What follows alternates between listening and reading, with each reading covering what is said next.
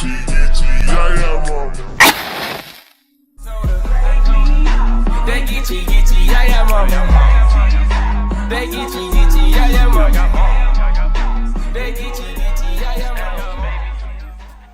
you all, I'm BlaqueWitchYaya. Thank you so much for tuning into this video. And today we are going to dissect the movie Spell starring Omari Hardwick and Loretta Devine. So I asked you guys on my community tab to share some movies that you guys want me to go over and do like a breakdown that has spiritual connotation or just spiritual related in general. And coming in number 2 was the movie Spell. Also coming in number 1 was American Horror Stories, the Covenant season, I believe. I'm still in the middle of watching that. That just started off with a bloodbath. I was like, here we go. So I'm going to continue watching that and we'll do a breakdown of that as well. But first we're going to start off with the movie Spell. So just to give you a breakdown of what's going on, we are introduced to the main character Mark, who recently found out that his father passed away. Now what seems to be an unfortunate situation isn't too bad because he didn't have the best of relationships with his father. His father was abusive. We see the scars on his back in the beginning of the movie. So he spent 25 years trying to become the polar opposite of his father. He spoiled his kids. He made sure they have everything that they want. Also, he turned away from root work because that is what his father practiced. So he basically didn't want nothing to do with his father, but he still decided that he is going to go to the funeral to pay his respects. So now they're going to the funeral, but this isn't your average, oh, let's just go, you know, take a plane or take a car. He is a pilot himself, so they take their private helicopter on their way to Kentucky to go to the funeral. So now on their way, they did stop by a gas station called Mammy's Quarters General Store, where they stopped for gas and to get some snacks. So when Mark went into the gas station, he noticed that on the side on the shelves were basically jars of juju, we can call it. It was a jar with a snake in it, some jars with some bugs in it, different potions, oils and waters and all that stuff. So immediately he's like, you gotta be kidding me, because he doesn't believe in that stuff anymore because it reminds him of his father. So he don't want nothing to do with his father, but he constantly gets reminded of him throughout this movie. So while going to check out, Mark notices that the owner of the store, the clerk, was making Mojo Bags. So immediately he's like, I haven't seen one of those since I was a kid. So the clerk tells him like, yeah, this bag is for protection. And Mark is like, protection from what? And then the owner's like, protection from people trying to conjure your ass. So Mark kind of chuckles it off because he just looks at it like some hocus pocus, like, yeah, okay. And before he leaves, the owner's like, you headed up that way, right? And Mark is like, yeah. He was like, you sure you don't want to take any of this with you? Pointing to his bags and oils and stuff. Basically asking like, you sure you don't want protection while you about to go in the middle of nowhere? And then Mark is like, nah, I'm good. I don't believe in that stuff, no way. So immediately we see that Mark is just like, listen, I don't want nothing to do with that stuff. Y'all could keep that stuff where y'all at. Y'all know as soon as people don't want nothing to do with what we practice, they call it stuff. Like, why you do that stuff? Don't nobody want that stuff. That stuff don't work. It's always considered stuff. So they head back in the air, making their way to Kentucky. Then a storm broke out and they're literally flying through it. And then the helicopter gets struck by lightning. Pop quiz. What Orisha is associated with storms? Let me know down below. So Mark wakes up. He's in some random bed in some random attic. And then an older lady by Eloise walks in. Mark immediately begins to ask where his family is, where he is, what's going on, what happened. So Eloise steers the conversation and she's like, oh no, get back in bed, get some rest. And Mark was like, no, I want to know where my goddamn family is. So immediately she's offended because he used God's name in vain. So she calls in her husband Earl, and then Earl comes in pounding his cane on the floor to signal for Lou to come in. You will hear me call him Big Lou just because he just reminds me of a security guard. And you know when security guards be security guarding, they just get big in front of their name, like Big Lou, Big Stanley, Big Beef, like whatever. So he's gonna be Big Lou in this story. So Big Lou comes in, picks him up and plops him on the bed. So then Eloise tells him like, we only found you in the helicopter crash. And then I guess he's getting too curious, so she blows some powder in his face. And then we find out that she's a root worker, so the powder that she blew in his face is to put him down. So she has it saying like, this'll put him up and this'll put him down. Bend you sideways and bend you around, something like that. So basically she has a powder that she blows to put him to sleep and a powder that she blows to wake him up. Remember that in this movie. So it immediately knocks him out and puts him back to sleep. So Eloise goes to the yard, gathers some dirt and a shirt from the clothesline and goes inside. She pours a jar of blood, which we can assume is Mark's blood, into the bowl of dirt and other items, making her a boogity. And we are familiar with boogities. Some of you guys may be familiar with boogities as basically a voodoo doll, a representation of a person. So basically we find out that she's making a boogity voodoo doll of Mark, and the clothes that she used were the clothes that he was wearing during the plane crash. And then as we get a closer look to the boogity, we find out that it has his ID on it, some of his hair, some of his blood, and even some of his semen as well. Now how did she get his semen? I am not sure, but let's continue on with the movie. So now Eloise goes to wake up Mark using her get 'em up powder, and immediately still he's asking where his family is. Like, listen, I'll pay you, money isn't a thing. She's like, an ambulance in a hospital isn't like but 50 miles away from here. He's like, listen, I will pay for it, just let me know where my family is. Maybe they could send a search party out here. I just want to know where my family is, because he's missing his wife, his daughter, and his son.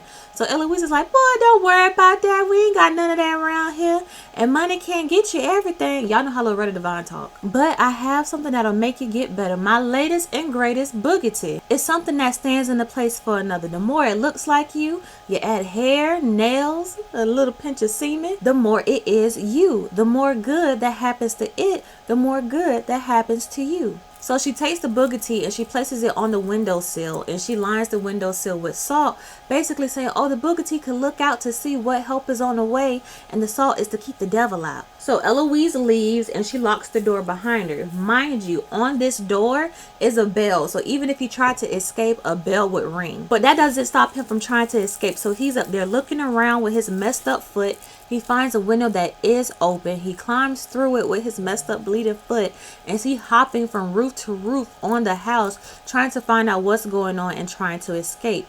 And then he finds a window with the light coming through it. So he goes to that window. Then he finds an open hole at the top of the roof. When he looks inside, it's basically Eloise and her congregation having some type of root work ceremony where she's healing people.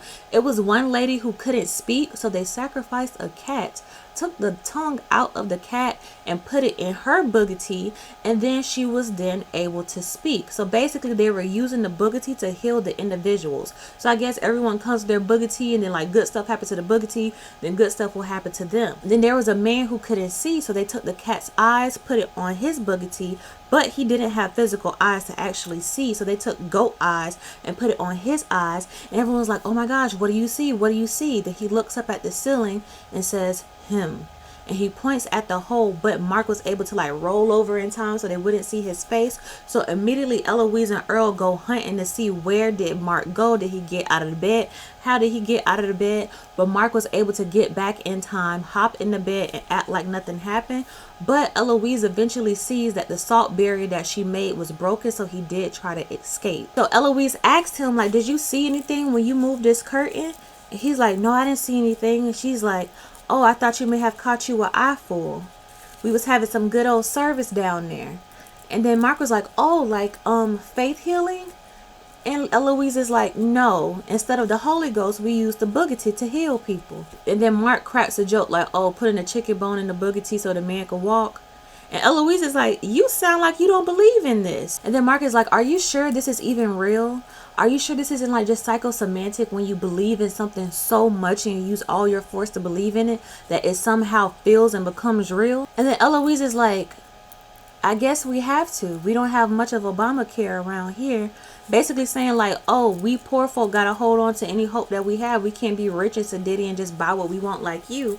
So Mark is like, oh my gosh, I didn't mean it like that. And Eloise is like, of course you did. And throughout the movie, Mark is having flashbacks of his father. So in this scene, there's a flashback of him coming, and you hear a man say, you think you better than me, boy? So we will get his voice throughout the movie, and that very man that he resents will be the very man that kind of helps him and guide him in the end. So the next day, Eloise has a plate of food ready for Mark, and he is tearing that food up. That baby was hungry. He was like, oh my God, Miss Eloise, it's so good. Miss Eloise, it's so good.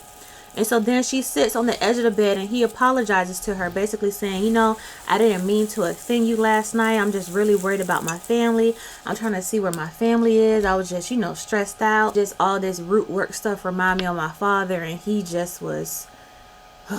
And then Eloise completed his sentence saying, not one to spare the rod. I seen all the marks on your back. Then Mark is kind of like, exactly. Then she's like, well, that's why you need to keep your strength up. Let me get you another fix in the food. So she goes to fix him another plate, but she leaves the door open. And then Mark looks up at the bell and sees that the door is open. So he sneaks to the door and he takes out the ringing part of the bell. What do you call this part? Hold on. Like this, right? But he takes the ringer part out. Look at me, always having props. So he took that part out, so if he ever tried to sneak out the door again, the bell wouldn't make a noise. So Eloise comes back, but this time she has a cloth full of bones. So Mark asks her, like, what are you doing with those bones? And she's like, I'm telling the future. And Mark is like, okay, so what does it say? She says that help is along the way, and just in a few days underneath the blood moon, you'll be done with all of this suffering. And she hands him the cloth of bones like, here, you try. And then Mark is like, I'm not doing that. And she was like, sure you can. You got that old time slave magic in you, don't you? You may be from the city, but you from this land. So she leaves. And then Mark was about to just toss the bones to the side, but he's like, let me actually try. So he gets the bones. He starts piecing them together. And then he sees that they make a hand. And this hand is his son's hand. Why do we know this? Because his son got into some type of accident or whatever where he has like a crooked finger, and the hand and the way the bones are structured in a way of a crooked finger. So immediately he realized that was his son's hand. He throws up, and in his regurgitation he sees a piece of skin that had the number 30 on it, and his son had a tattoo of the number 30 on his hand. So basically that fool that he was just effing up earlier was his son's hand. So let's fast forward a little bit. Mark eventually sneaks out again through the door. Thank God he took the ringer out so he was able to sneak out without getting caught. He runs into the woods where he sees where the helicopter crashed. He sees all these bloodstains on the wall, and he even sees another house. But before he could even approach the house, here come Big Lou, tackling him down and bringing him right back to the attic. Listen, this part in the movie, I'm like, see, you should have got you a good old Mojo Bag, a good old black obsidian from BlaqueWitchYaya.com for protection from any evil spirits that may try to attack you in the physical or spiritual world. And then we get another flashback to Mark's father where he's saying, you think you some house Negro? You got to believe in it for it to work. And these words will come in handy later in the movie. So the next morning, Mark sees Eloise and Earl riding off, of course, with Big Lou. And then he hears Earl complain about his ailments, how his insides are no good and all that stuff. And Eloise is like, don't worry, by tonight you'll be done with all of that. And then Mark puts two and two together like, oh shoot, tonight's the blood moon. He's complaining about his ailments. So Mark is like, okay, so this is why they're keeping me here, to keep him alive. Like, what's going on? So this is when Mark is like, I get it. I gotta get to work. I gotta get up out of here. So he takes his wrappings off of his foot. Like I told you guys, he hurt his foot earlier. And the main reason why he was in so much pain because there was a spike placed at the bottom of his foot, I guess, so it wouldn't heal and he will always be in pain. So this scene, Mark's begin to like yank it out of his foot. So Mark goes snooping around. He sees 3 big old graves buried in the yard. So immediately he's thinking that it's his family, but when he dug it up, he just saw it was a bunch of dead animals. The dead animals that they use when they do their ceremonies to heal people's boogity and the actual physical being. So he goes exploring in the house again. He runs into Eloise's workshop where she has a whole bunch of boogeties everywhere, all of her spell stuff. And then he sees a picture that is dated from 1860 where it's like, I guess, a group photo of the slaves. And he sees Eloise, Earl, and Big Lou pictured in that photo from 1860. So now he's even getting more ideas, like these people use all their boogeties and humans and animals to keep them alive. So they're 100 plus 50 years old up in here, and they're about to use Mark's body to replace Earl's insides to keep his old behind around. And then he sees her spell book, And this spell book is open to a page called Blood Moon, Transfer of Life. And each step in this spell are steps that they were following and doing to him, having him eat human meat, making him in pain, keeping him knocked out. All of that stuff were steps that were leading up to the big night, which is that night. So they were putting a spell on him and prepping him the entire time. So Mark hears his father's voice again saying, you have to believe in order for it to work. So immediately Mark got to work. He went to Eloise's room, got a strand of her hair, her shell necklace, went back to the workshop and began to make a boogity for himself, but of Eloise. Now that morning he was awakened by a phone chirping.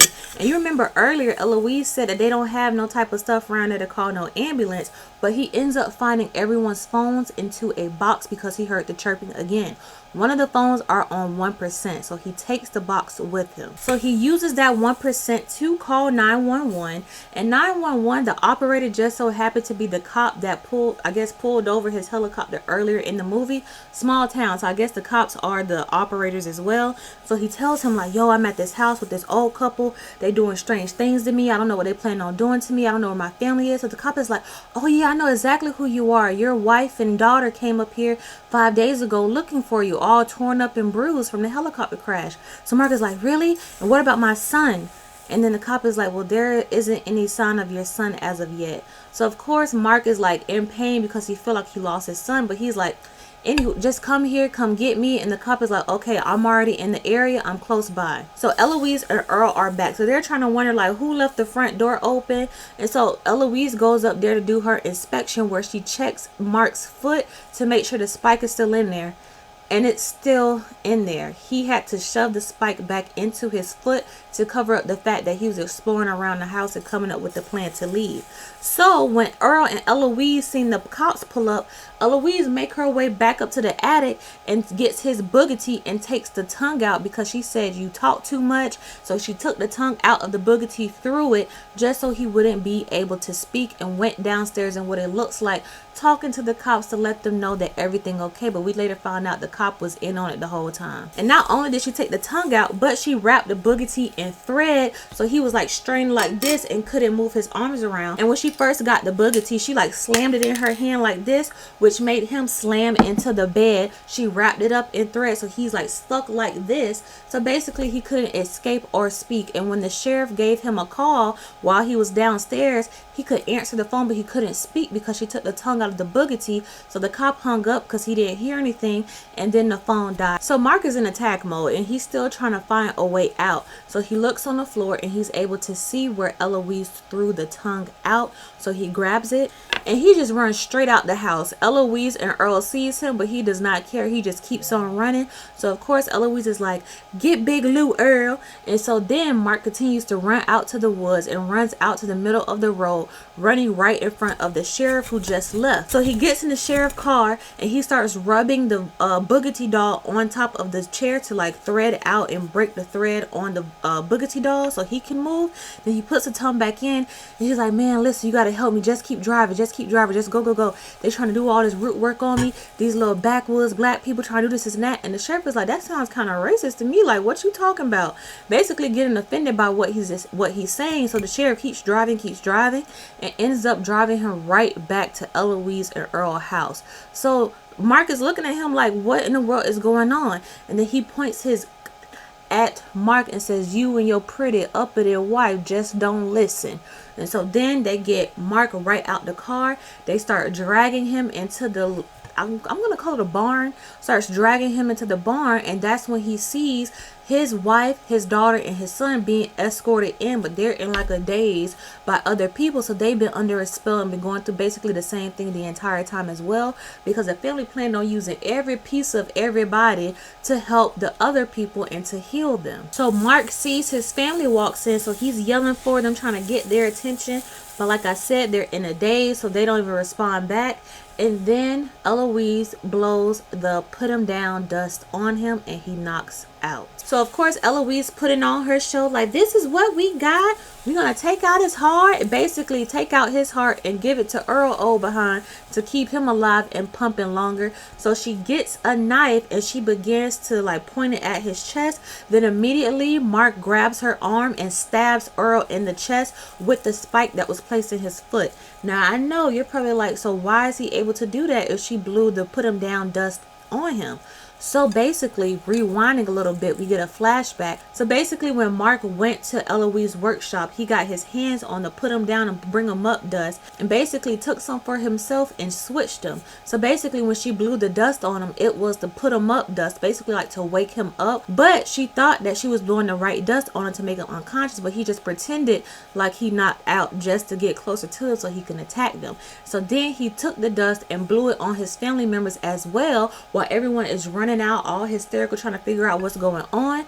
And so he blew it on his family so they could wake up as well. Of course they got to do the dramatic, oh my god, I miss you so much, I'm so happy to have you, oh my god, oh my god. And then Mark get right back to work because now he got to handle what these people were trying to do. So Mark already know that Big Lou gonna be on his way because Eloise told him he killed him, he killed him, basically doing sign language for that. So Big Lou is on his way to try to get Mark, right? But little did we know that Mark got hold of Big Lou's boogity and placed it into the water source and drowned him. So when Big Lou was getting ready to attack him, punching him out and strangling him, he threw up a whole bunch of water and basically drowned while choking him and died. So now it's down to Mark and Eloise. So Eloise now know, oh shoot, you have found Big Lou's boogity, that's why I keep mine somewhere where no one else can find it. And Mark is like, that's fine, because that's why I made one of my own. So basically he blows the put him down dust on her, so now she's in a daze, takes her boogity, pitches it up to himself, takes a hammer, peanut butter jelly with a baseball bat, hits it and knocks her across the room. When she got flown across the room, the lanterns fell down, caused a fire, so he was walking away from her just straight up while she back there about to burn. And so she's like, this is what you gonna do? You gonna let an old lady burn? So he begins to walk away just to let her burn, but she's able to get up and get a knife and she starts walking towards him. But when Mark exits the barn, he puts a line of salt. So of course when she tried to walk across, she couldn't because of the line of salt. And Mark says, if it'll keep the devil out, I know damn sure it'll keep it in. So she just stays in there and she just burns alive. So Mark walks out the barn. He has a box of every other boogity of all the other people she was controlling, and he saves those boogity because I guess he knew it wasn't them that was doing the damage. Of course he embraces his family. Then they hop in the cop car because he did end up killing the cop as well. Hop in the cop car and then they drive off. Then immediately you think, oh my gosh, they're gonna be safe now. But then all of a sudden we get a close-up on Eloise boogity and we hear her voice. I'll put him up, I'll put him down, I'll spin you sideways, and I'll spin you around. Then the boogity eyes opens, basically letting us know that since Eloise made her own boogity and it has more of her essence, more of her DNA, and more of her personal items on it, it holds more power over the boogity that Mark made, which only had her hair and her necklace on it. So she didn't die because her boogity still reigns alive. And that is the movie Spell. Now, my opinion on this movie, it was interesting. It was a horror twist on root work and all of that stuff. I wouldn't depend on it for your true understanding of what root work is, but there was some sentiments and concepts in the movie that can be translated over into real life. So let's start off with the Mojo Bag. Not only does it have symbols and oils and charms and everything that connect to the universe and what you truly want to do or what protection you have, it has your essence in it as well. You've probably seen some people who walk around with a bag around their neck or in their car. Some people mostly have it in their car for protection while they're driving. Some people keep it in their pocket when they go to work for prosperity. So Mojo Bags are real. People do make them. And not only does it has like spiritual things in it, it has your DNA in it as well. Salt line. I'm sure we all are familiar with salt lines. It keeps all evil energy out of your home. Some people put it on their windowsills, put it in their doorway. That is true, because evil spirits cannot pass the line of salt. Sometimes you can even put other stuff in it as well. Going back to the Baron again, I know y'all get tired of me talking about him, but he's like my boyfriend, the only spiritual person I know in real life. So he has the brick dust, which does the same thing, which is a continuous line that you will make to keep evil energy out of your home, and evil people as well. It's not just energy that you can't see, but people as well. So when you use that and you find that some people just don't want to come to your house no more, don't be shocked, okay? Now let's talk about the tongue. Immediately when I seen the whole tongue thing, I thought about the lime spell, or what some of you guys may know it as on the Baron's channel as the shut the fuck up spell. Basically, you use this spell if people are talking against you, holding up your prosperity, or just trying to tear you down in general. You use this spell to make them shut up, and it's also a shut up candle as well. So that's what I correlated that to, the botanica version that you could go and purchase. A boogity. We are all familiar with boogeties, as you may know it as a voodoo doll, a boogity, or a refugee, whatever you want to refer it as and call it. Basically a representation of that person, and whatever you do to that doll or boogity will happen to that individual. In some cases, people make voodoo dolls or boogity dolls of themselves just so they could help with their own manifestation, but you do want to be careful not to just leave it all hanging around. If you're one of those people that start something off strong but then you like neglect it later, that's not something you want to neglect. So let's just say if someone wants to have a house, they may build a mini version of that house and place the boogity doll in that house to show that they want to be in that home, or set their boogity doll on a whole bunch of money to let them know, let the universe know, like, hey, I want to be surrounded by money. So basically what they want to happen to them, they will do it to the doll in order for it to happen. I am not familiar with the dust that can be blown to knock somebody out. Y'all let me know if y'all are. But immediately I just thought about confusion spells, confusion oils to throw people off so they can't see what you're doing or what you're working on. Blood work, the transfer of life, transfer of blood. I won't get too deep into that because I don't like to get into the get your hands dirty type of magic. But, and this was even in one of the first episodes when I was getting started watching American Horror Stories, how the lady was rubbing blood on her face to keep herself young. A lot of people do that. Like, they'll use blood, younger people blood, to keep themselves young. We'll leave it at that. And the blood moon, we are familiar with the blood moon, and I like the twist of the blood moon that they had in here, because the blood moon is basically, in a sense, going into darkness to bring out change, going into yourself to bring out change, to transfer what you want in your life to be done, to come out as the person you want to be. So with this being in the blood moon, I was like, okay, I get it. You want to like go into the darkness, do what you got to do under the blood moon, and come out as a younger person. But the blood moon can also bring about chaos as well, which is shown in this movie. And the biggest overall message in this movie that I liked personally was, you have to believe in order for it to work. Nothing will work if you don't believe. I've been seeing so many videos on people making jokes about crystals on TikTok and stuff, and I feel that a lot of the times your crystal doesn't work, or your spell work doesn't work, your manifestation doesn't work, simply because you're just doing it to do it. You don't truly believe in it. You don't truly understand the energy that comes behind it that will bring about what you're writing or saying or crafting. In the spiritual world, and in just life in general, you have to believe in order for stuff to work. You won't achieve anything if you don't believe in yourself. Nothing will come about if you don't believe what you're writing. You're basically lying to yourself, because what you feel that you're writing cannot be associated with you, because you may feel like you don't deserve it, or feel like you can't do it, or you're not capable of it. You have to believe it. Like I said, you have to have the imagination of a child. When a child has a rabbit named Peter, you cannot tell them that that rabbit named Peter is not sitting at the table with them having lunch. You have to have the imagination like that and truly believe whatever you're working on will come true and will work in your favor. To me, that was the overall message in this movie. But you guys let me know down below, have you guys watched the film Spell? What would you rate it? What would you give it? I know it was kind of dramatized in a horror concept of what root work is, but it still was some teeny tiny lessons out of it, especially the believe part and some things that you may see being practiced that you are familiar with. But let me know down below, have you watched it? Will you watch it after this? And also let me know what other movies or shows I should talk about on here so we can dissect it. But thank you guys so much for tuning into this video. These gloves are getting hot.